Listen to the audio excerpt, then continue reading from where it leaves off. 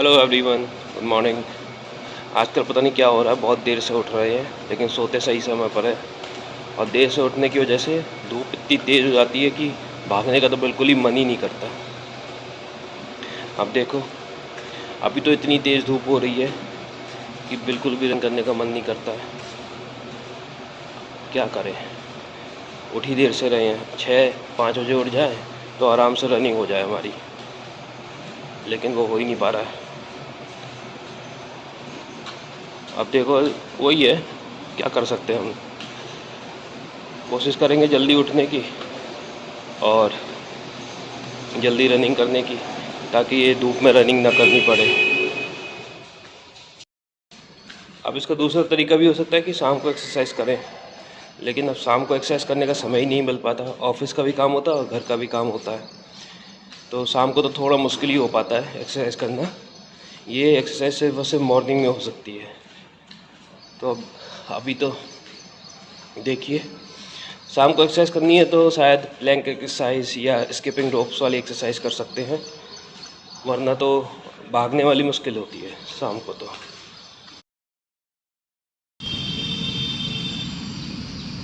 तो पेड़ के नीचे बैठे हुए हैं छाँव में, जबकि बहुत तेज़ धूप हो रही है और इतना अच्छा लग रहा है, बहुत अच्छा लग रहा है पेड़ के नीचे छाँव में बैठकर। आज रनिंग तो हो नहीं पा रही है, ना वॉकिंग हो पा रही है, क्योंकि धूप बहुत तेज़ है और अपनी हेल्थ के हिसाब से ही हमें एक्सरसाइज करनी चाहिए। तो आज के लिए हम रनिंग या वॉकिंग नहीं करेंगे। आज सिर्फ हम अपनी जो ब्रीदिंग हैबिट्स है, जैसे भागते समय हम ज़्यादा तेज़ एकदम से मुंह से सांस लेने लगते हैं, उसकी वजह हमें नाक से धीरे धीरे सांस लेनी चाहिए। इसकी प्रैक्टिस करने की कोशिश करते हैं, क्योंकि अगर मुंह से सांस लोगे ना, तो क्रिकेट की ट्रेनिंग के समय हमें बताया गया था, जितना ज़्यादा मुंह से सांस लोगे, मतलब उतना ज़्यादा जल्दी थकोगे। तो जितनी कोशिश होती है अपनी सांस को बांधने की, तो ये जैसे हम करते थे नाक से लेने की ही कोशिश करें।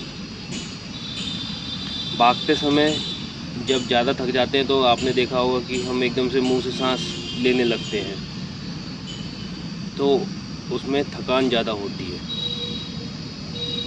तो ये तो हमें बताया गया था क्रिकेट ट्रेनिंग के दौरान कि अपनी जो सांस लेने की ब्रीदिंग हैबिट जो है उसको आप कंट्रोल करें, ताकि आप भागते समय थके ना। और वैसे जैसे आप हैबिट्स धीरे धीरे करके आप बनाते जाते हैं, आप 10 राउंड्स कंप्लीट करते जाते हैं, धीरे धीरे चक्कर लगाते हैं किसी भी फील्ड का, आप देखेंगे आपकी ब्रीदिंग हैबिट में अपने आप ही इम्प्रूवमेंट आता है। आप जब कहीं घूमने जाते हैं या फिर कहीं लॉन्ग वॉक पे निकलते, तो आपको लगेगा कि आपके पैरों में दर्द नहीं हो रहा है, और ऐसा होता है और ऐसा होगा भी। क्योंकि जब हम लोग क्रिकेट खेलते थे, बहुत छोटी उम्र में खेलते थे, तो मॉर्निंग में जाते थे, तो सिर्फ और सिर्फ स्टेमिना बढ़ाने की एक्सरसाइजें होती थी। सीढ़ियाँ चढ़ना या फिर दूर दूर तक भागना या फिर 1-1 घंटे तक भागना, सिर्फ और सिर्फ ये एक्सरसाइज होती थी। और जब भी हमारी ज़्यादा सांस फूलने लगती थी तो वो कहते थे एक बार मुंह से सांस ले लो, लेकिन उसके बाद कोशिश करना कि नाक से ही सांस लो, और जल्दी जल्दी नहीं, थोड़ा अपनी मतलब ब्रीदिंग को कंट्रोल कीजिए। वो ये समझाते थे हमको। स्टेमिना का ही खेल है हर जगह, 50-50 ओवर, 20-20 ओवर या टेस्ट मैच में आप देख लीजिए, स्टेमिना ही काम आता है। तो मेन फोकस सबसे पहला यही होता था क्रिकेट में कि स्टेमिना आप अपना बढ़ाइए। और जब पहले दिन ट्रेनिंग के लिए गया था ना, तो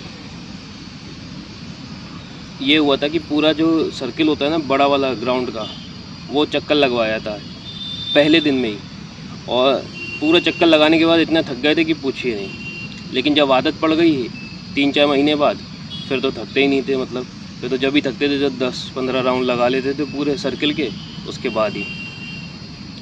तो ये जो हैबिट्स हैं ये धीरे धीरे बिल्डअप होती है, एकदम से नहीं होती है। चाहे आप बॉडी बनाइए, चाहे आप फिटनेस करिए, चाहे आप पढ़ाई कर रहे हो या फिर फोकस करना चाह रहे हो, पढ़ाई पर कि मैं लॉन्ग टर्म आवर्स के लिए कैसे सिटिंग पे पढ़ाई कर सकूं। ठीक है, तो इस बात का ज़रूर ध्यान रखिए कि हैबिट्स बिल्डअप होती हैं during the span of time, और बस आपको कंसिस्टेंसी रखनी है अपने चीज़ों पे। अगर आपका जैसे कि हमारा भागने का मन नहीं कर रहा है, लेकिन बाहर ज़रूर आना है, रूम से अपने बाहर आइए, टहलिए, घूमिए, ये ज़रूर करना है। ठीक है, अभी थोड़ा लेट हो चुके हैं इसलिए हम भाग नहीं रहे हैं, क्योंकि ऑफिस का भी देखना है, फिर घर का भी काम देखना है, तो इस चक्कर में